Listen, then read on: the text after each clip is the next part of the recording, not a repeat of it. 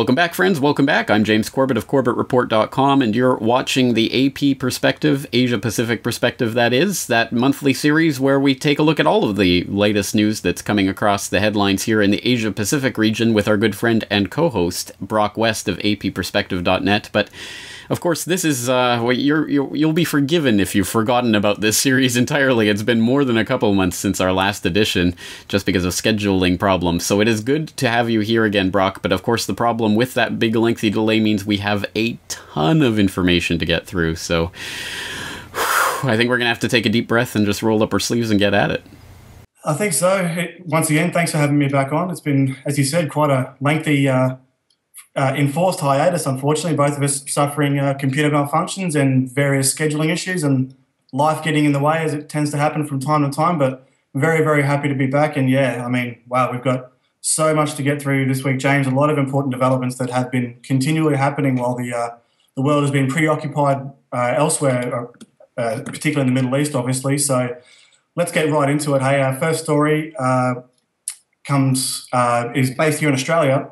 So as you and James Evan Pilato recently pointed out on the most recent episode of New World Next Week, the mainstream media and the political hysteria surrounding nationals and citizens going off to Syria and Iraq to fight for the Islamic State has been hyped well and truly over and over again for weeks and weeks now. And here in Australia, it's absolutely no different. While we collectively hold our breath to see if the coalition is going to yet again commit more troops into another unwinnable, destructive quagmire of a war. However, in the meantime, the Australian government has been also revived the idea of full-scale data retention schemes, you know, of course, to stop the terrorists, James. So this one coming from rnif.com. Quote, the Australian government announced new anti-terrorism measures this week in response to the alleged involvement of Australian citizens with extremist groups in countries including Syria and Iraq. However, quietly omitted from the briefing at which those changes were announced, but separately leaked to the press this week, were the government's plans to introduce mandatory data retention requirements for all Australian ISPs. These changes are causing an outcry from privacy advocates and political parties alike, as they should. The new measures remain shrouded in confusion, some of which coming from its very proponents. There have been conflicting reports about whether users' browser history would be hoovered up by the new surveillance laws. The government has attempted to clarify, emphasising the data retained would at least include the IP address of websites visited, as well as the times and durations of visits. However, also included would be the senders' and recipients' email addresses, IP addresses assigned to the users, as well as details of phone calls such as caller and recipient numbers, caller location, and duration. So, James, one of the main proponents of this nationwide surveillance operation is Australian Attorney General George Brandis, who, as you'll see in this video we're about to show, looks, in my opinion, creepily like a Dick Cheney. So he's been appearing on the morning talk shows over the last few weeks to further promote and explain exactly what the government is or isn't going to be doing with your metadata. So let's hear his expert analysis, shall we? The Minister said today it's not what you're doing on the internet, it's the sites you're visiting. So will it be the sites that you're visiting? Well, it wouldn't extend to, for example, web surfing. So what people are viewing on the internet is not going to be caught. So it's not the sites you're visiting? Well, what people are viewing on the internet when they web surf is not going to be caught. What will be caught is the web address they communicate to. Okay, so it's only, the web address, if I go to an internet site, that will be recorded and available. The web address is part of the metadata. The website? The web address. The electronic address of the website. Okay, but if I go to the Sky News website, the Australian website, a more questionable website, that will be, is that what we're talking about here? Well, what you're viewing on the internet is not what we're interested in, and that's not what we regard. But you'll be able to see whether I've been to that website or that website or that website. Well, what the security agencies want to know to be retained is the electronic address of the website. When a connection is made between a one computer terminal and a web address, that fact and the time of the connection and the duration of the connection is what we mean by metadata in that context. but that is telling you where I've been on the web. So yeah, as you can see, not really much more to say about that. So, however, in some other related news, James, with the G20 in Brisbane getting ever closer, more concerns are being raised that Brisbane residents are still unaware at the true scope of the G20 policing powers. And also just finally, a great article from echo.net asked the questions, what will happen when Australian police have military weapons? I don't know, maybe some of the folks in Ferguson, Missouri would have something to say about that. So wait, Broc, you'll have the web address, but will that be the sites that I visit? Will you? I'm getting so confused. Oh, it's funny to watch 60-year-olds trying to regulate something that they don't understand, a phenomenon that we've seen playing out in many countries around the world, sadly no different in Australia, and I guess it would be funny if it wasn't, again, so serious, and unfortunately it is serious, because obviously, once again, as you say, the Terrornoia, the hysteria is being ramped up to absolute maximum once again, conveniently coming along just as this anti-terror legislation is trying to be ramrodded through in the Australian Parliament, as it is in other countries besides. So it is a convenient little excuse for them to, once again, remind us exactly why we're living in this new post-9/11 world. And it always seems to come up around the time of the 9/11 anniversary, doesn't it? Well, interesting developments there, and of course this all does relate back to that phenomenon that you mentioned there at the end, briefly, the militarization of Australian police, because of course, as people should know by now, the G20 is coming to your neck of the woods in the very near future. Tell us a little bit what the not the preparations, but sort of what the feeling on the ground is there. Are people getting prepared for this? Is it affecting people's lives in any way yet? Are people talking about it? Not as yet. I mean, people seem to be quite blasé about it still. No one's really kind of talking about it. The only mention of it is to do with, further policing powers, and also the main talking point recently is about whether Vladimir Putin is going to be allowed to attend the G20, which I think is neither here or there. It's more geopolitical posturing than anything else. But nothing's still really, and I think that's the point I'm trying to get across here, is that there is going to be quite a shock. Like a lot of Australians that I came into contact with, they were quite openly shocked about the militarization of the police in the Ferguson issue. They were like, "Oh my God, what's happened to the police in America? They're completely militarized. They're acting like the armies in Iraq." And I, of course, it's like, yeah, that's a few years old. That's old news now. So hopefully we're not going to have the same kind of shock and awe, pardon the pun, here when the G20 rolls around just up the road. Right. Well, sadly, unfortunately, I think that shock is something that they rely on once again to help boost this type of anti-terror legislation and other types of repressive legislation and policies. So I think they are going to try to provoke something. I think we have to be very wary of that. And that's obviously coming up not too long from now, and as I say, right in your neck of the woods. So we'll definitely be following that. What else do we got up on the plate today? In our second segment, James, we'll move our attention to another important flashpoint of the Asia-Pacific region, that, of course, being the South China Sea. And since we last spoke, the metaphorical powder keg that is the South China Sea continues to be packed ever more tightly. Well, firstly, James, we'll take our first story from NHK with the headline reading, China adding military facilities on Spratly Islands. Quote, the Philippine military says China is adding weapons and other equipment to its facilities built on reefs in the disputed Spratly Islands in the South China Sea. Aerial photos taken by the Philippine military show that China is beefing up its existing facilities while building new installations elsewhere. NHK has obtained newly taken photos of the reefs under China's effective control. These islands are claimed by China, the Philippines, and also other countries. The photos of the Mischief Reef taken in April show solar panels, radar facilities, and what look like to be machine guns. Over on the Subi Reef, however, a white spherical object believed to be a large radar facility can be easily seen. Moving on, James. Secondly, US spy plane may have triggered the recent Chinese jet interception. This coming from scmp.com, the South China Morning Post. A Chinese fighter jet's interception of a US Navy sub-Hunter aircraft was possibly triggered when the American plane dropped a sonar surveillance system into the South China Sea. A Chinese J-11 fighter jet reportedly flew within metres of the US Navy P-8 Poseidon when it performed acrobatic manoeuvres around it over international waters east of Hainan Island last week, triggering a war of words between the two nations. US officials have called the act aggressive and dangerous, but China denied its pilot did anything wrong and said the maneuver was response to large-scale and highly frequent close-in reconnaissance by US aircraft. And finally, James, for our third and final story in this segment, we'll put this one in there. That's kind of weird file. The Philippines military to offer cruise services in the South China Sea. This one coming via The Diplomat. Quote, the Philippines military wants to create a cruise service to give tourists an up-close and personal view of disputed parts of the South China Sea.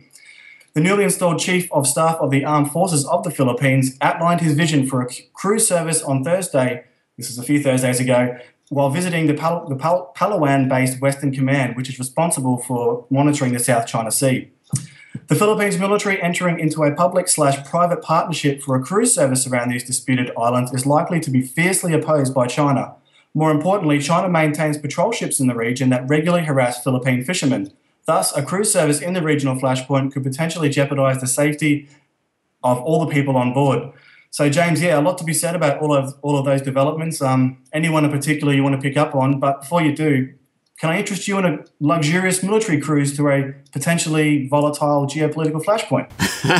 Sure. And when it gets commandeered by the People's Liberation Navy, I guess it could become a literal slow boat to China.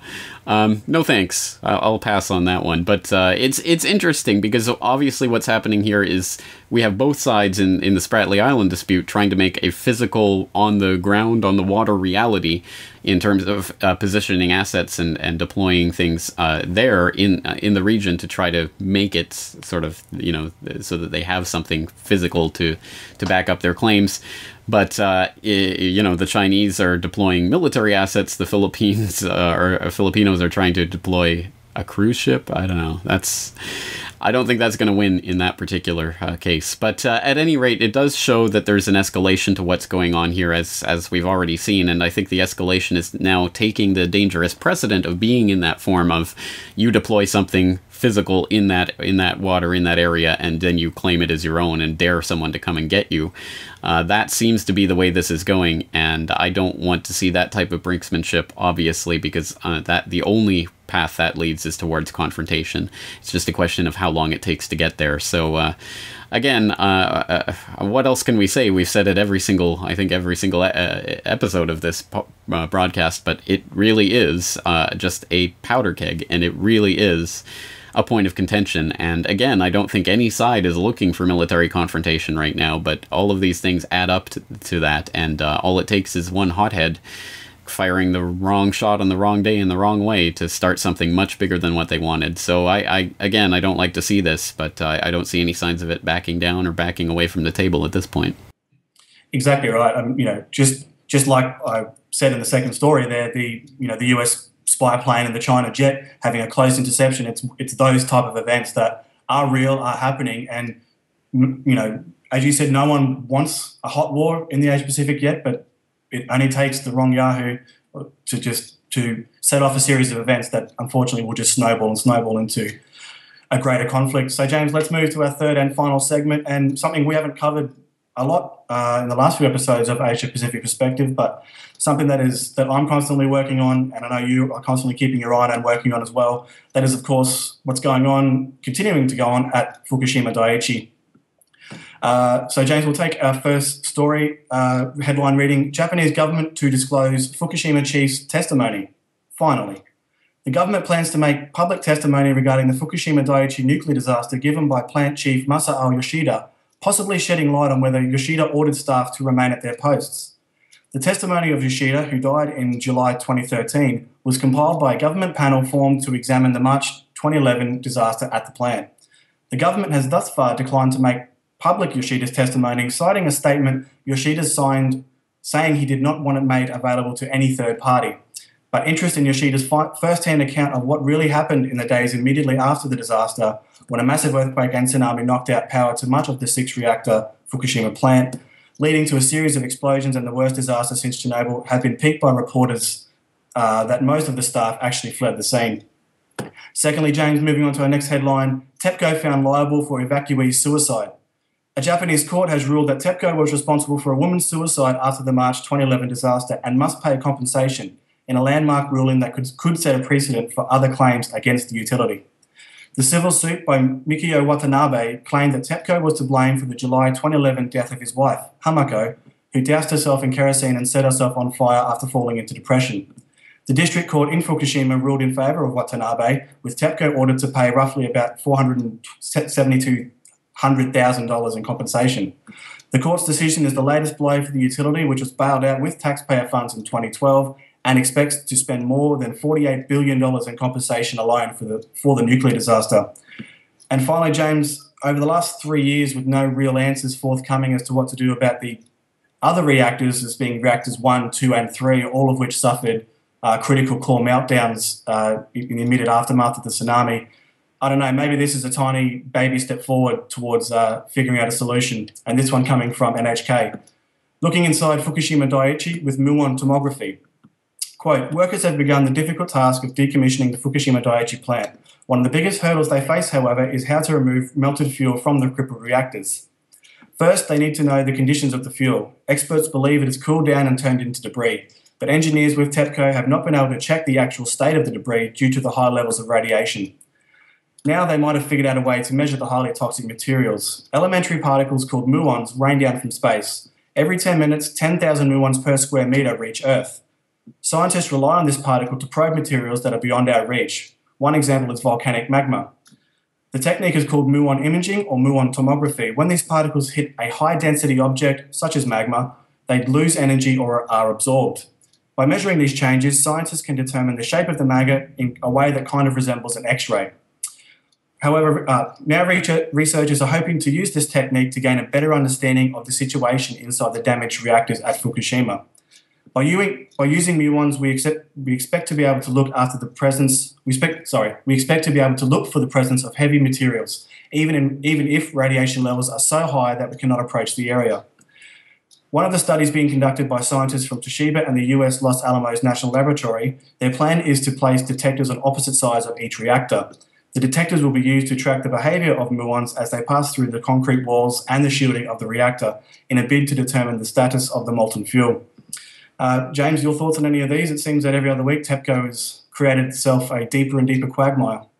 Well, that muon story is extremely interesting to me because that goes to, if you'll excuse the pun, the core of the problem at Fukushima, which, I mean, we talk about the 300, 400 tons of radioactive water that's leaking out into the ocean every day, and we talk about the ice wall and the groundwater diversions and everything they're trying to do, the leaking containment for the radioactive water, but all of that is just symptoms of the problem at Fukushima, which is the molten reactor cores, which are lying in some way. They don't know how, they don't know where, they assume they're at the bottom of the containment, they don't know where they are, they don't know how they're lying, they don't have the technology to even begin approaching those reactor vessels, let alone begin thinking about how to actually encase or in any way move those cores so that they can actually decommission the site. I mean, that is the core of the problem, and that is that again, they do not even have the technology to begin approaching that problem at this point.